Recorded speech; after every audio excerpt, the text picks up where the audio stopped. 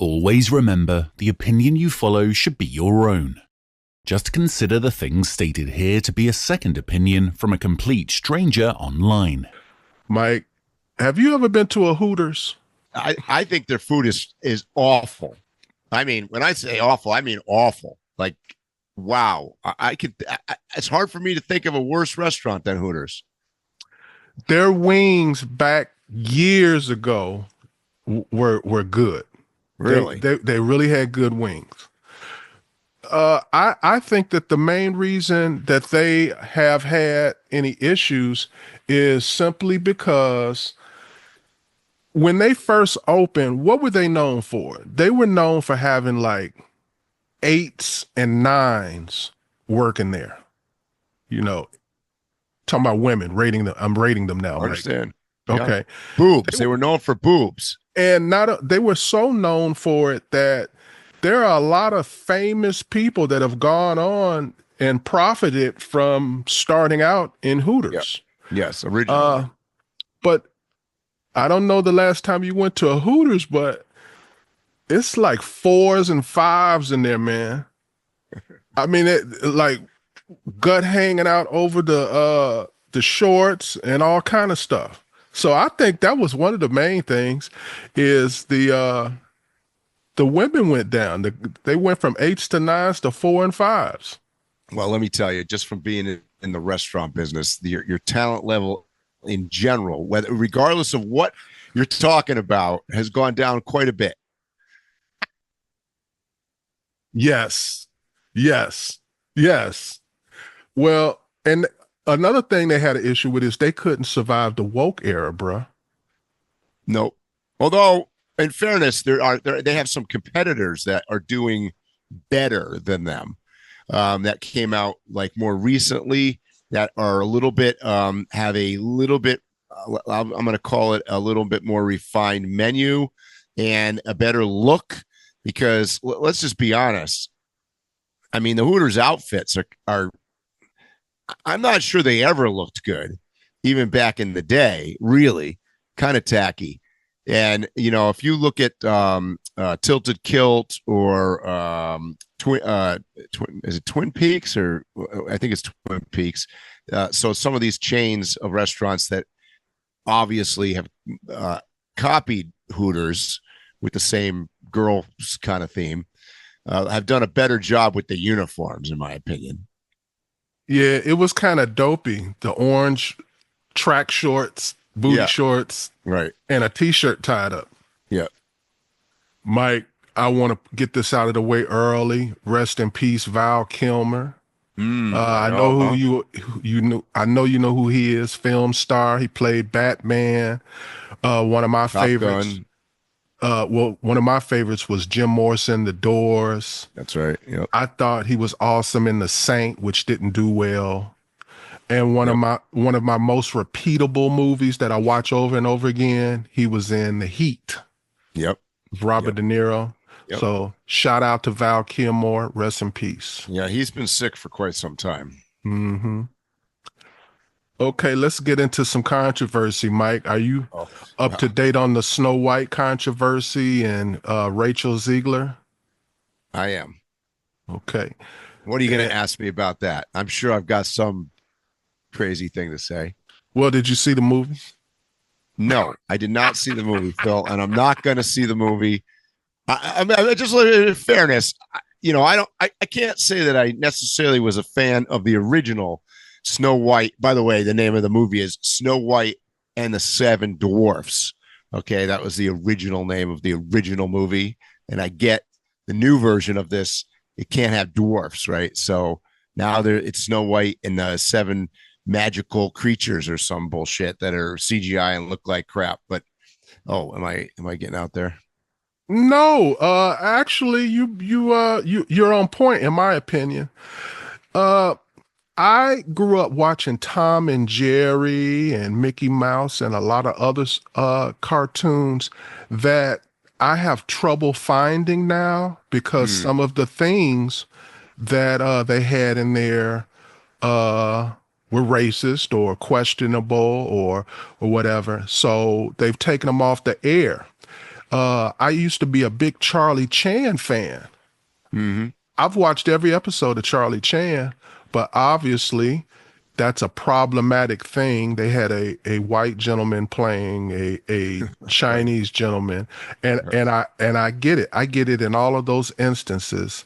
So I just think that, okay, if you did it back then and it was successful and it's considered a classic, but you know there are a lot of questionable things, just let it go. Right. Let that stand on its own. Don't ever touch that. I'm not even telling you to stop playing Snow White or something. Just don't make another one. Yeah. Right. Because even if you make every correction that everybody wants, then it's not Snow White anymore. There's going to be a controversy when you remake it and there's controversial stuff added or taken away. Agreed, but yeah, I totally agree. However, the bigger controversy, I think, about this particular film is the actress, and not just her, but the two main actresses actually have sort of trampled on their own movie and on their own movie studio, in a sense, by making all sorts of comments about all sorts of things, including, by the way, Rachel, what's her name? Zegler? Is that her name? Zegler. Yeah, Zegler. Including, her basically dissing the original Snow White. Now let's just pause for 1 second here. Who's going to go watch Snow White in a movie theater by and large? What is that driven by? It's driven by children.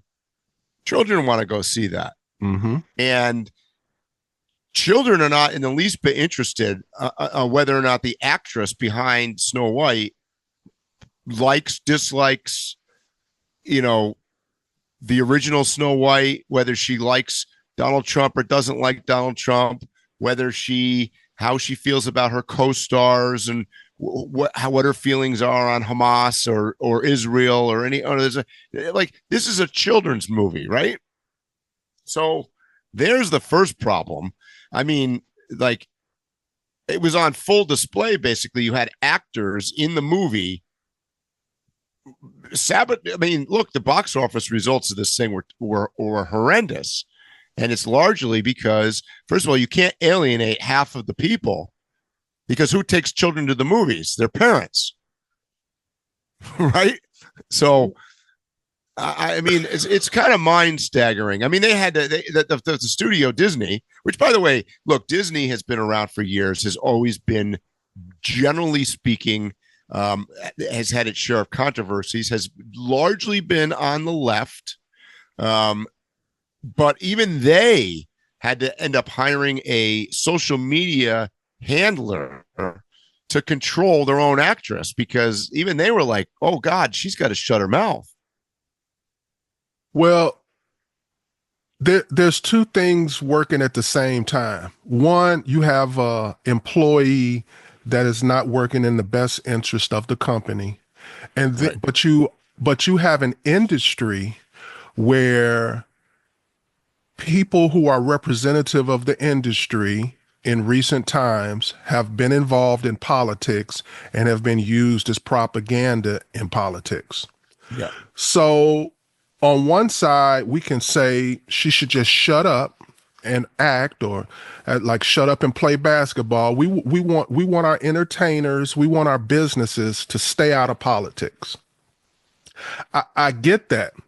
But on the flip side, I can't go all the way in on her, because they're like putting the whole blame on her. She was nothing but a megaphone for Disney. Mm-hmm. She was saying things that Disney was all right with. She was saying things that Disney propagates in their movies. Until it reached a point where Disney realized they were going to lose money about it. Right. So I feel like, yeah, she's got issues.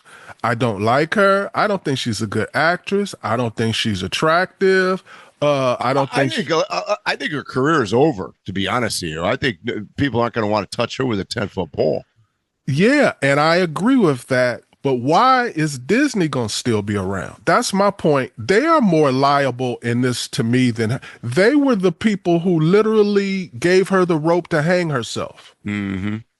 Yeah, because they created some of their own controversies with, for one, they cast the people that they cast in the roles.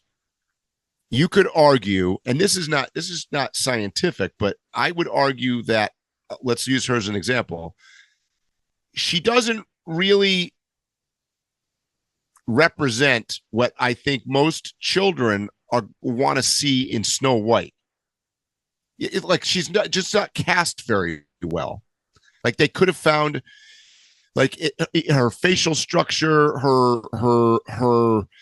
I don't want to say like it's not so much personality, but it's how she comes across. She comes off as masculine.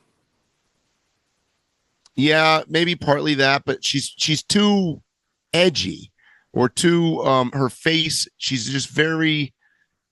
You don't get a warm, fuzzy feeling that you know. The reason that the evil whatever stepmother in the original didn't like Snow White was because she was like the perfect, nice,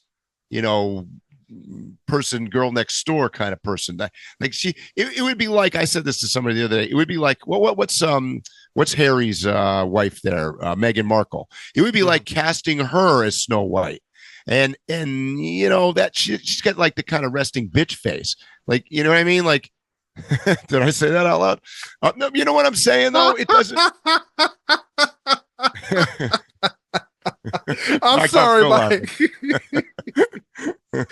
Oh, I mean, right? Like I wouldn't cast her as. So let's compare it as. So I did watch Barbie. So let's compare casting. I know, I did. Let's compare casting. What's her name as Barbie? Now she's not a perfect match for Barbie either. However, like look how well that movie did. Those actresses and actors did not open their big mouth about stupid things. They did. They did a bunch of changes to that movie as well, but. They were attached to a brand and a story that people love. So it was going to be successful, just like what would have happened with Snow White. It was a brand and a story that all they had to do was not open their mouth. Exactly. That's my point. All they had to do was not screw with it, and they got involved. And Disney, I agree with you, Phil. Disney got all involved when what's his name from Game of Thrones started making comments about the role of short people, dwarves, and how that was portrayed. But then what happens? You go to it's like taking the what's her name off of the butter or Aunt Jemima off the syrup or whatever. All of a sudden, so now what are we gonna do? Just ignore people altogether? So all of those actors are starting to lose roles now. What are they going to act in? Yeah, but check it out. They could have had Snow White kept to the same story and had 7 little people. Yes. The correct term, right? Yeah, exactly. And they could have even, since they want to address things, they could have addressed that in a cool way.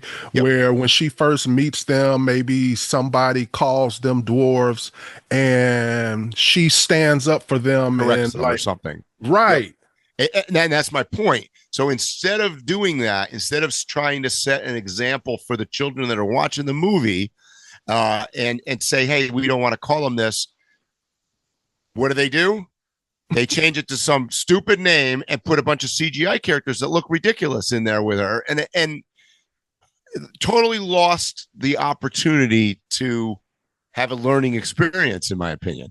And most people's thoughts, everybody has Snow White and 7 dwarfs in their mind. So when you change it to magical people, they're like, are you calling them magical people now? It still comes off as like a diss. Yeah, exactly. I mean, you couldn't have botched this whole thing up more than they did. Like the combination between the studio, the actresses, the actors, and the media involved around it was just brain dead. And in the middle of a movie launch for, not to bring total politics into it, but in the middle of a movie launch for anybody to come out and say, you know, Donald Trump is an asshole or whatever, or whatever she said was actually quite incendiary. Whether it was about Donald Trump or somebody had said the opposite about Joe Biden or somebody on the other side, that's not what you would want to do while you're releasing a movie. But people feel like you should have the right to say whatever you want, but nobody that works for somebody has the right to say it. Everybody bites their tongue. Yep. You have the right to say, but you also have the right to get all the consequences that are going to occur because of it. Yeah, and I've got the right to get rid of you if you are hurting my business. That's right. Mike, I want to get into another part of Snow White. Now, Okay. the main story is who's the fairest of them all, right? Mm-hmm. If they had wanted to like push some kind of political agenda or whatever, you know, about, it could have been a teaching moment, like Snow White comes and teaches her that it's not your beauty that should be the thing. It should be, what can you do that makes you the fairest of them all, or something like that. They could have made excellent points. They could have furthered the story along and modified it. And I think people would have been okay with what I just said. Agreed.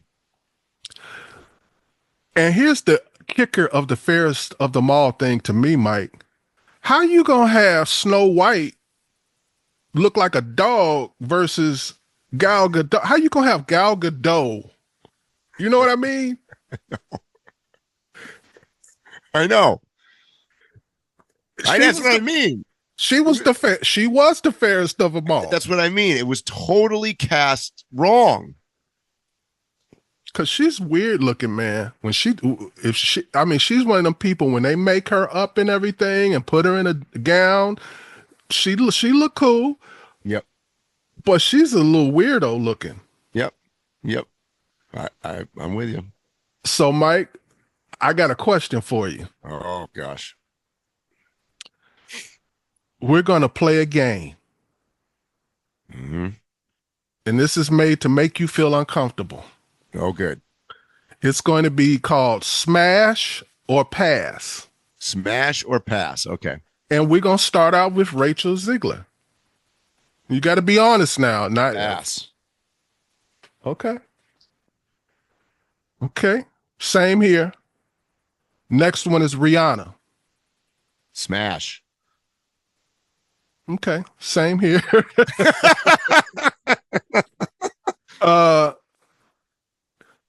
Zendaya. Oh, that's a tougher one. See, can I ask a question? Yeah, I'm hoping you expound on it. What are we basing this decision on? You meet her, she says, I want to give you some. Okay, I'm going to smash on that one too. On Zendaya? Okay, so explain that. Why did you have a question about what? Tell me, what's your thinking on Zendaya? Well, because I was starting to thinking about, I don't know. I was getting deeper into it, like thinking about some of the things that she's done. No, this isn't have a relationship or pass. That's why I asked the question. Oh, so do you want to change? Do you want to change Rachel Zegler or Rihanna? No. Okay. Angel Reese, smash or pass? I'm passing. Okay. Caitlin Clark, smash or pass? I'm passing. Ariana Grande, smash or pass? I was gonna smash. Selena Gomez. Nobody's recording this.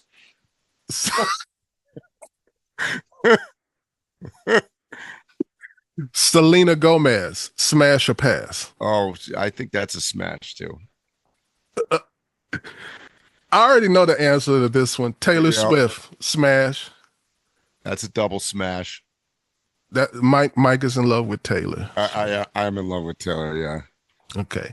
Nicki Minaj, smash or pass? I would say that's man. You got quite a list of Well, she's a little more complicated. I'm all ears. I think I'm going to pass. Okay, and tell me why. Come on, Mike. A little too weird for me. Weird as in looks, weird in the way she carries herself. Yeah, a little weird in looks, a little too over the top for me. Okay, is it face or is it the bombastic body? It's more. I'd say it's more body. Face is more She's body. got one of those BBLs and all that type stuff. What about Beyonce? Smash or pass? I'm smashing. Okay. Some of these are easier than others. Emma Watson, smash or pass? Hold on, I got Emma Watson is that I'm a little confused of which one she is. That's Hermione on Harry Potter. Yeah, that's a smash. Smash or pass? Lady Gaga. Well, on talent, that's a smash. On whoa. It's not. So if a woman came up to you and she could play a violin but look like Phyllis Diller, you smash it? Is Phyllis Diller going to be on this list too? Oh God. I'm gonna based on the quality of some of the people that are on your list here, I'm gonna pass on Lady Gaga. I love Lady Gaga though. I am shocked because you have spoken very highly of Lady I love Lady Gaga, but she's also, I would put her also in a little bit too weird of a category. I think you're being nice. She is weird. She's just not attractive. She can be. Exactly. That means that they can put stuff on her face and make her look better. Yeah.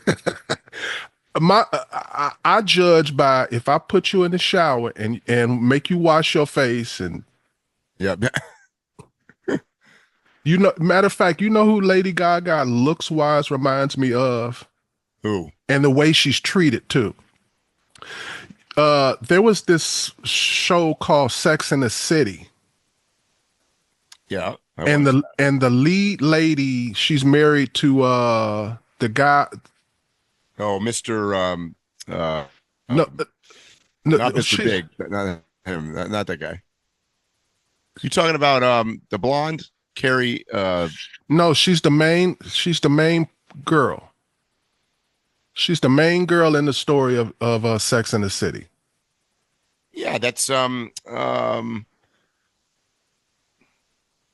Jessica Parker, right? Yes. Sarah Jessica Parker. For decades, they've been trying to tell the world that she's one of the most attractive women in the world, but men are not looking at her. Lady Gaga is one of them type women to me, where they always talk about her like she's this beautiful woman, and I've never heard a man say, I'm with this Lady Gaga. Okay, last three, Mike. Adele, smash or pass? Pass. You said that quick, Mike. Ooh, okay, I'll leave that alone. Lizzo, smash or pass? Amy Schumer, smash or pass? Pass. Okay. Let's get back up to Taylor Swift. Oh God, we're getting thrown off. Spotify's throwing us off. We're in trouble after this episode here. Okay, Mike. We've had our fun. I know you itching to get into politics. Oh boy. Trump just announced the 10% tariffs on all imports and an additional tax for 60 countries. What's your opinion on that? Do you think it'll work? Do you think the U.S. citizen will be patient enough to let this work? So This is a challenging thing. I would say in general, and I think I said this on the podcast a couple of weeks back, I generally am against the tariff approach. And I generally think that it's very difficult to stimulate our economy here based on tariffs, because a tariff works if we are trying to compete with a foreign country with a particular product that we also make. But if we don't make it, that this is where I think the challenge comes in. I'm gonna use a I'm gonna bring it back to the Overland world here for a second. And Pete, the president and founder of Moscow Moto, put up a couple good videos that you guys should watch out there. Talking about why Moscow Moto products are largely made in Vietnam, China, and I forget the third country that they're made in. I'm not positive. Southeast Asia, I'm pretty sure. But he explains very, because look, the what he says in this is the gut feeling for a lot of Americans that are uneducated say it should be made in America. It should be made in America. Well, here's the problem. In order to make something in America, you have to have two things. Three things. You have to have the facility, has to be the infrastructure to actually manufacture something has to be here. Number one. Number two, you have to have the workforce with the skill set to be able to do it. And three, you've got to have the ingredients to make the product. And he uses a good example with Moscow Moto with some of their bags and clothing that the actual ingredients we don't have in America. We just don't have this stuff. Right. Like some of the textiles and things that are coming out of Asia, from India, from Vietnam, from other places, we don't have it here. So in order to make a Moscow Moto bag, as an example, in America, we would have to import the actual material to make it. The other problem that we have is we don't have a skilled labor force, regardless of whether or not, and it is a fact that we would have to pay the labor force here higher because the cost of living in America is higher. You're not going to live in downtown Seattle and work at Moscow Moto and make bags and get paid the same as the people that are in Vietnam. It's a fact of life. The statement, it should be made in America. And look, I'm a big proponent. Like, I would prefer to buy American stuff over foreign stuff any day of the week. However, that by making that statement, you're almost talking like you're from 1950. At one point, we could say that. But in 2025, I mean, the United States is largely a service economy. We've developed that over the last 25 years. We've turned America into a very good service economy, and probably the best service economy in the world. China, since 1990, has become the manufacturing power horse. Those guys, China has 10 times the manufacturing of the next 5 countries combined. So it's going to take a long time. So do I think that Trump putting these tariffs and so, look, the Democrats come out and say, what's a long time? Blah, blah, blah. What? What's a long time? I think in order to put a tariff on and to start forcing companies to move to the States, to manufacture to the States, to start making changes and how the way I'm going to say that you're looking at a 5 to 10 year window. So if it's a 5 to 10 year window, in my opinion, this will not work. It won't come close to working. No. This is my thing. He has 364 days to make this work, good or bad, up or down. If he can't get it completed, not started, completed from the start to finish in 364 days, I think he'll lose his base. I think he'll lose some of the support that he has amongst the people in his actual administration. There may even be disruption in the relationship he has with Elon Musk. Mm-hmm. I think he has about a year. I would agree, and I do think there are some. So there's been a lot of argument. You get the people on one side and the people on the other side, and I wanted to dig deeper into this because my gut feeling was that tariffs were bad. This is nonsense. This is just stupid. It's like shooting yourself in the foot. So I wanted to look into it a little bit more, and some of the arguments that Trump is using are actually valid arguments. And it's interesting because I found an article on the New York Times. I found an article that was written by, I forget what other very well-respected news organization that tends to be on the left that actually said, Trump has a number of points here that are correct, that are true. However, he's basically trying to make all of these changes at one time and too quickly. It's impossible to succeed at that. As an example, he uses his argument that let's do reciprocal tariffs. So I'm going to use this as an example. India is a good example of this. India charges us 50% tariff on automobiles. So Trump says, well, let's do a reciprocal tariff. The problem is reciprocal tariffs are complicated because there's a number of factors to look at. It's not just the actual set number on the tariff. It's what kind of trade restrictions are in place, what kind of quotas are in place, and it depends on what the products are. Because some products are more important to us or to the other market than some other products, and some are produced by us and some are not. So, if every country in the world was making 10 items, we were all making the same 10 items, and India charged us 50%, well, then we charge them 50% and it's even. But that's not the case. India's making product A and America's making product B. So it's impossible really to do reciprocal tariffs. That's the complicated part to this. I agree with your logic, Mike.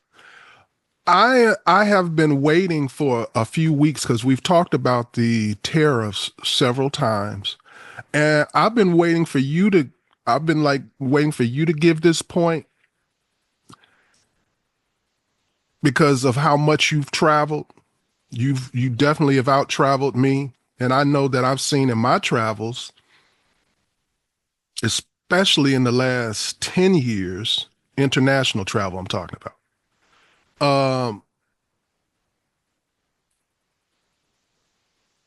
There are economies that could completely survive and flourish in other countries without any interaction with the United States whatsoever. Yes, and there are. Right. Right. Iran would be a good example of that.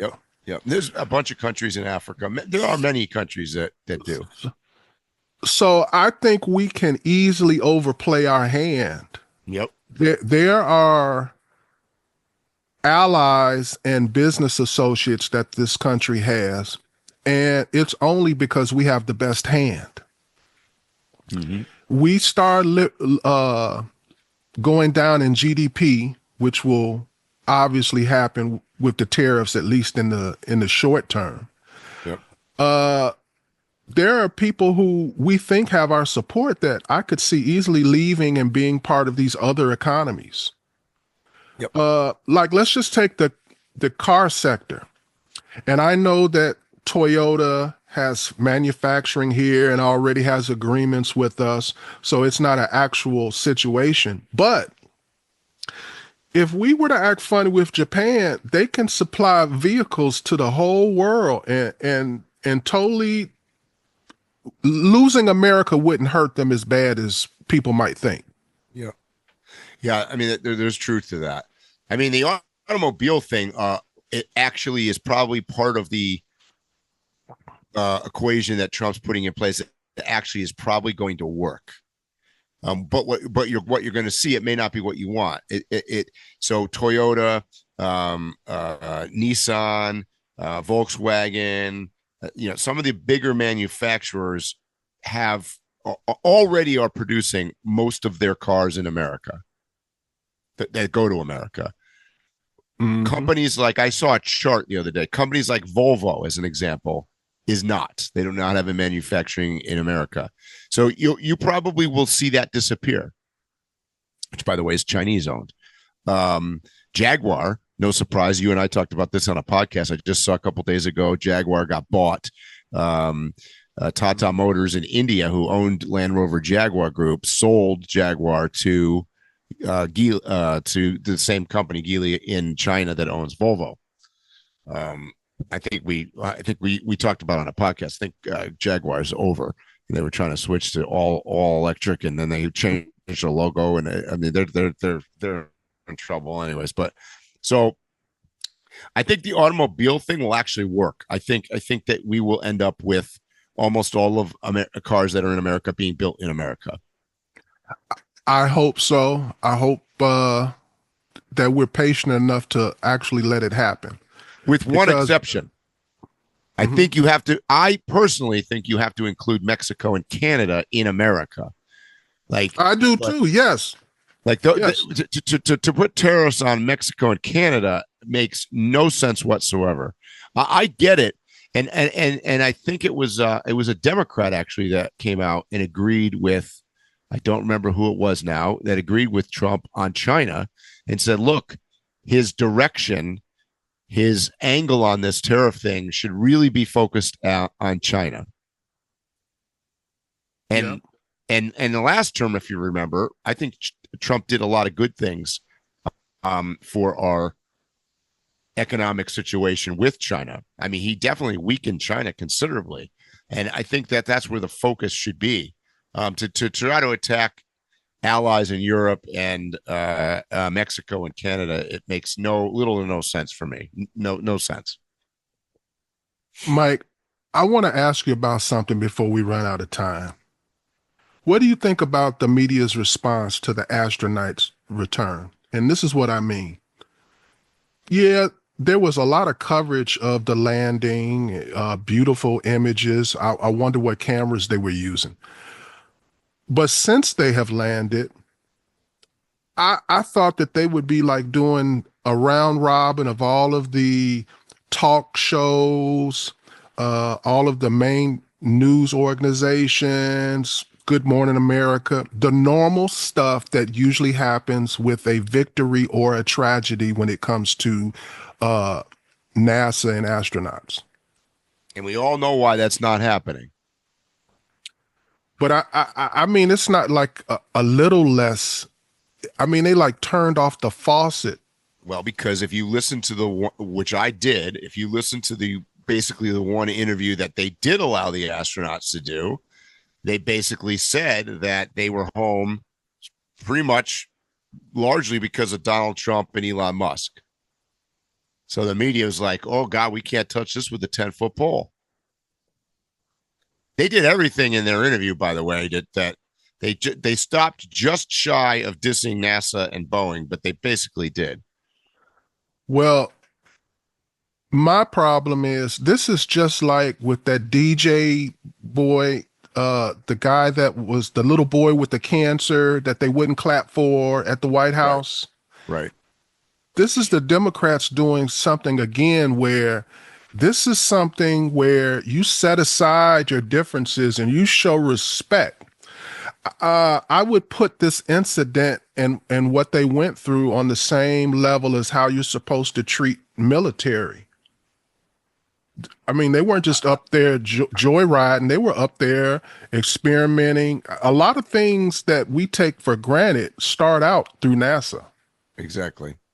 I agree. It's an example of why, and we've talked about this at length, it's why we're stuck in the divided situation that we are in the States, and it's not getting any better. It's not changing at all.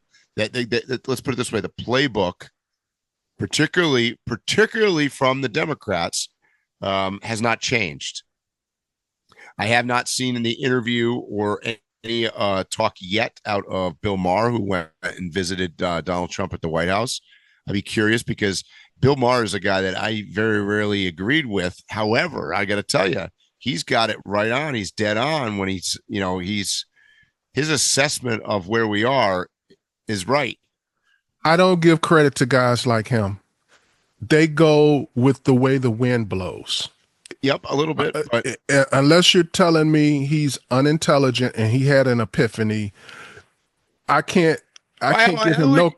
I don't think he's changed, Phil. He's still just as critical of Trump, but what he is, and by the way, and the reason that he's starting to lose audience is because he's being honest about the Democrat side, and the Democrats like he's turned on us. He's moving more towards the right. No, he's not. He's just calling you out, telling you what the fucking dumb things you're doing are. And I see the ratings thing a little different. He is seeing that if I stick to this liberal thing where I'm saying stuff that don't make sense and hypocritical, I'll lose even more people because I sound stupid. Yep. Well, because he does. Not only will you sound stupid, you are stupid. So that's why I'm saying this is a survival mechanism that he's partly. Yeah. I would agree. But it'd be interesting to see what he says after that. I have a statement, Mike. I don't really have a question. I have a statement. I believe that Trump and Barack Obama will be running for president in 2008. You know what? I'm not taking if that's a bet, I'm not taking it. I believe that. I believe that could be the case. First of all, I believe that the Democrats will actually assist in changing things so that either one of them could have a third term. Yep. I believe they're going to be suckered into changing that law because they think they've got an actual chance with Barack. They think that's their only chance. So I would agree that is their only chance. I hope that they think that.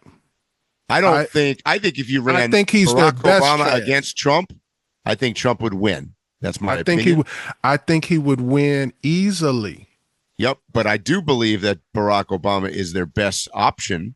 I agree with that too. And I do believe, and it was interesting. I was also thinking about this the other day because Trump came out and said, they tell me there's other ways or something might happen to be able to run him for a third term, and he's being very serious about it. And somebody said, well, you really would have to change the Constitution in such a way to make that happen. Well, guess what? They changed it to make it that. Exactly. And my thought, and they were saying, well, no, the Democrats, there's no way everybody's going to agree to that. Oh, but if Obama came out and said, I'll run, suddenly you're going to get the Democrats to go, and then that's how it happens. And everybody has a stake in this. A lot of times the way something is covered is the way it is perceived. And I believe every news organization is going to, if they thought that they could have Barack Obama versus Trump, they're going to spin this in a way where it's going to assist in the citizens agreeing with it and it getting through Congress and the Senate and changing that law. Yep. I think there's a synergy with all of this. And they could change it in such a way that it wouldn't fundamentally change the Constitution that much, particularly when it comes to Trump and Obama, by simply saying that the limit is 8 continuous years in a row. So neither one of them would be disqualified. Obama, you know what I'm saying? So you wouldn't fundamentally change the rule. Like you couldn't be a president and serve 3 consecutive terms. However, if they changed it just slightly and were able to have non-consecutive terms, that would qualify both Trump and Obama. I agree with you. I see that happening. I can definitely see that happening. So if something like that were to happen, are there how would we protect ourselves from what we were originally protecting ourselves from when we said there'd only be, 2 terms. Like I'm thinking, and I don't know if this makes sense. I'm just spitballing this right out off the dome right now. I'm thinking that after you've won 2 terms, you can't run under whatever party you were. You have to run as an independent, and whatever party you were from has to have a new person run for the party. Yes. Yep, you could do that too. Which I don't know if that makes any kind of sense. It totally makes sense, but I mean, Trump certainly and probably Obama could operate outside of their party as well. There's no question. Because like I said before, I would argue the Republican Party is gone. Trump took it over, hijacked it, whatever you want to call. The Republican Party is gone, and the Democratic Party might be more gone than the Republican Party at this point. They've got no leaders, they've got no organization, they've got no platform to speak of. They're all over the place. So I would say that they don't exist either. Not right now. They are, if your game plan has always been as a baby's game plan is, if I cry, I get a reaction. These 2 people in this house with me, when I cry, they run and they react to my every whim. When you decide, you know what, let them cry. They eventually stop crying, but it takes them a while. And this is what's happening to them. The Democratic Party, their whole thing has been basically whining about things, crying about things, complaining about things. And they're trying to do it now, but Trump has put them in a boat where it's like, that's the problem about you guys. So their strength has been turned into a weakness. It used to be their strength. We whine about everything. And now them whining is literally detrimental to them. And I've noticed that they're trying to latch on to every bit of glimmer of hope that they think they can get. Like yesterday or the day before, we had the those elections, the special elections in Florida and in where was it, Wisconsin or wherever. And they were like, well, the candidates that won, which by the way, the Republicans won both of them in Florida, but they said, well, they were down by way off of what Trump's numbers were. Well, of course they were, but if you put it in context, when there's a special election not on in a presidential year, of course their numbers are way down because nobody goes out to vote.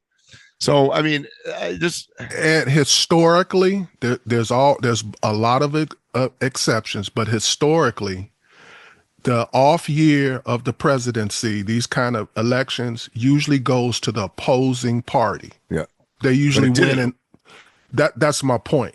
Yeah. So just if you had eked out a win, let alone been like a big win, that's actually a big win. If you're they didn't get any of that. Mm-hmm. In fact, all they stood on was the Supreme Court that they held in Wisconsin or whatever. But that it was kind of predictable, anyways. But the citizens voted. Which, by the way, can I just rant about this for 1 second? They voted for positive voter ID, and overwhelmingly, I think 75% of the people support having an ID to be able to register to vote. Are we actually talking about this? Isn't that fucking common sense? I'm beyond even the common sense part. I think that since, almost every other thing that's important that you do in America, there's requirements, there's some kind of forms you have to fill out. There's all kinds of stuff you have to do. But the most important thing, we just willy-nilly about it. Right. I think you're an unqualified voter if you don't have the ability to figure out how to do the necessary things to put yourself in a position to vote. It's I not. agree. It's not hard, No. but there is a formality. And Yes.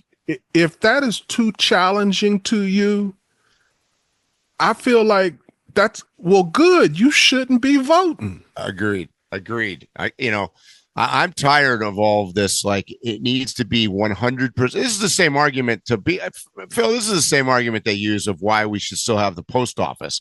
I mean, we should have gotten rid of the post office fucking years ago, but they're still arguing about it because, God forbid, there's 3 guys in northern Maine that aren't going to get their thing because they can't get out of their house because give me a break. If we have to go to the lowest common denominator for everything, that doesn't make any sense. Well, they normally don't pick the guy in Maine. They pick some person of color, some ethnicity. Well, they pick the freaking people at the bottom of the Grand Canyon that get the donkey that rides down to them. And that's what I'm getting to. I happen to know people like that. And guess what? Those are you can't get your aid or any of the things that people complain about them getting unless you have the right documentation. So that's a red herring. The people who they try to say is going to hurt usually are the people who know how to do it. Yeah, they go to the office to get their food stamps, and they go to do this, and they go to do that. Exactly. You saying that a lot of them go to jail? Well, you understand what I'm saying? Yeah, I totally understand what you're saying. To me, it's a no-brainer. We being able to vote should be. I'm going to take flack for this. It should be. I don't want to say difficult. It should be a privilege.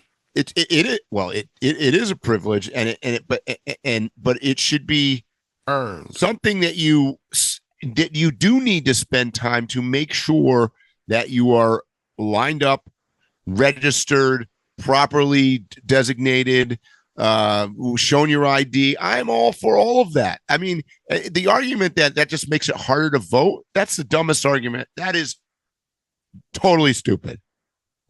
When you go get your ID, it should be just like automatically you're enrolled into voting. Yeah. And you don't have to do anything after that because the DMV will figure out whether you're the citizen or not or whatever. Exactly. It seems like this is common sense stuff, but, I don't know. Mike, talk to me about your opinion on the Tesla protests. Totally stupid. Elon Musk owns 13% of the company. It's 85% owned by mostly people that are Vanguard and big companies that are 401k investment firms that many people are invested in. So basically, by attacking, by destroying a Tesla, you're not penalizing Elon Musk at all. I mean, you're potentially threatening workers at Tesla if it does that poorly because of it. You're destroying parts of the economy. It's for fuck's sake, it's 100% American car company, and it's all electric. I mean, I thought that's what the left wanted. So to do it's a nonsensical thing. And if you think that that's going to take down the richest guy in the world, you do not understand economics at all. Okay. Because I heard people tell me, well, if you take down Tesla and then, Tesla is how he got the loan to get X and he'll lose Tesla and he'll lose X. And you think that guy's going to be poor? Do you think most of his money comes from SpaceX, quite frankly, which they're not attacking at all. So you guys the people that are doing that, Phil, idiots, absolute fucking idiots. If you've ever run a business, he's actually laughing right now. He's because laughing. Car sales were slow. And now I can write off all these cars. Yep. You don't think he got insurance? Yep. He's probably happy about this because sales have been down for the past 4 to 6 months. Particularly in the EV market. Right. So you are literally putting money in his pocket. Phil, Well, here's you and I understand this, but I got to tell you, Americans, particularly people like I'll go on Facebook. If I go on my Facebook right now, I will, if I scan for even 2 minutes, I will have friends that will talking about Teslas and how they don't support Elon Musk and all this. They're just fucking idiots. And Mike, I want to get into another side of this. Who is the person protesting? And I have an answer somewhat for that. The actual people that I'm seeing at these protests, I've seen visually one, physically seen one. And then I've seen other ones, obviously on YouTube, CNN, blah, blah, blah. And the singular thing about all of them is I don't think I've seen a person under 50 in these protests. And so far, all of the people that they've actually caught, I think they've caught 2 so far, both of them old people. Yeah. What is going on? I mean, one of the problems is a lot of these protests, as you probably know, are done by what I'm going to call professional protesters. That's where I'm headed. One day they're protesting Tesla, the next day they're protesting something else, and I mean that's what they do. This is what they do for a living. I live here in Washington, bro. You have a lot of, actual for real hippies that literally go back to Berkeley, 1960s and all of that. And I know some of them, and most of them still they've gone on to like Fortune 500 companies and all of this stuff, but they still deep down have that hippie in them. Yep. So I believe some of them are actually genuinely out there, but I believe like at least half of the protesters that you see have been employed to do it. Yeah. Yeah. I mean, this is where we're at right now, is that we basically, it's similar to the elections. People bitch about wealthy people funding their campaigns and stuff, but this is how we run business. This is how we run politics, and this is how we run social things at this point, is through money. And so it has to do with, we're basically spending money to hire protesters to go out to protest a particular issue. And it's ironic because we're probably spending a lot of money. I say somebody is spending money doing protesting to go against the guy that has a lot of money that owns Tesla. It's just the whole thing is, I don't know. We could talk about it for hours. It doesn't make any sense to me. Mike, both of us have like busy schedules moving forward. Things are warming up. What do you got going on moving forward? I will see everybody at Overland Expo West in Flagstaff. That is May 16th through the 18th. And super excited about being at that event. And immediately following that, I'm going to be posting more about this, but I am involved in a vintage truck trip called the Southern Cross Expedition through the backcountry discovery routes of Arizona and New Mexico. So that leaves Monday morning, immediately following Overland Expo. And that's being done with 8 vehicles, most of which are 1960s. We have a 1958, I believe, a couple 70s, and maybe one 80s vehicle, but all old trucks. Okay. And when is Overland Expo West? West is the May 16th to the 18th. So Phil and I will be there. And you, in addition to doing stuff with me, will also be working with actually Overland Expo, teaching some classes, right?